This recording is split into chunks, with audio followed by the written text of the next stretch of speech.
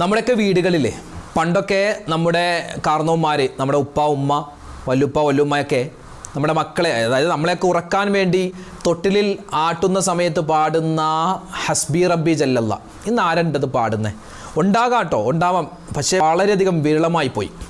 അതൊരു ഉറക്കാൻ വേണ്ടി, കുട്ടികളെ ഉറക്കാൻ വേണ്ടി പറയുന്ന ഒരു ദിക്റല്ല, മറിച്ച് അതൊരു അതിൻ്റെ അർത്ഥം അറിഞ്ഞ് നമ്മൾ പറഞ്ഞാൽ ഏത് സമയത്തും നമ്മൾ പറയും. എന്താ അതിൻ്റെ അർത്ഥം?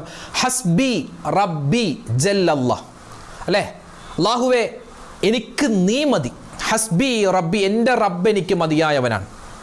മാഫി ഖൽബി ഗൈറുല്ലാ, അല്ലാഹുവേ നീ അല്ലാതെ ഒരാളും എൻ്റെ ഹൃദയത്തിലില്ല. നൂറ് മുഹമ്മദ് സ്വല്ലല്ലാഹ്, പ്രകാശമായ മുത്തുനബി സ്വല്ലല്ലാഹു അലൈഹി വസല്ലമ തങ്ങൾ, അല്ലേ? ലാ ഇലാഹ ഇല്ലല്ലാ, അല്ലാഹുവേ ആരാധനക്കർഹൻ നീ അല്ലാതെ മറ്റാരുമില്ല. അതൊരു ഒരു വിശ്വാസിയുടെ ഖൽബിൽ നിന്നും വരേണ്ട ഒരു ദിക്റാണ്. നമുക്കൊന്ന് പറഞ്ഞാലോ? ഇൻഷാ അല്ലാഹ് ഇനിയുള്ള എല്ലാ ദിക്റിൻ്റെ മജ്‌ലിസിലും നമുക്കത് പറയണം, എല്ലാ മജ്‌ലിസിലും പറയണം. കാരണം ഒരുപാട് നേട്ടങ്ങൾ നമ്മെ കാത്തിരിക്കുന്ന, അതിപ്പോൾ അന്യം നിന്ന് പോയി, അതിപ്പോൾ ആരും പറയാറില്ല എന്ന് തന്നെ പറയാം. അപ്പോൾ ഇൻഷാ അല്ലാഹ് നമുക്കത് പറയണം. അതിൻ്റെ ഗുണങ്ങൾ എന്തെല്ലാം ഉണ്ടോ അത് മുഴുവനും നമുക്ക് കിട്ടണം. നമുക്കൊന്ന് പറഞ്ഞാലോ? എല്ലാവരും ഉറക്കെ പറഞ്ഞു. ഇത് കുട്ടികളെ ഉറക്കാൻ വേണ്ടി മാത്രമുള്ളതല്ല, നമുക്ക് എപ്പോഴും ഏത് സമയത്തും, നിസ്കാരമുള്ളപ്പോഴും ഇല്ലാത്തപ്പോഴും ഉമ്മമാർക്ക് ഏത് സമയത്തും പറയാൻ പറ്റിയ പുണ്യമായ ഒരു ദിക്റാണ്, പുണ്യമായ ഒരു ഭജനമാണ്. പറഞ്ഞോ?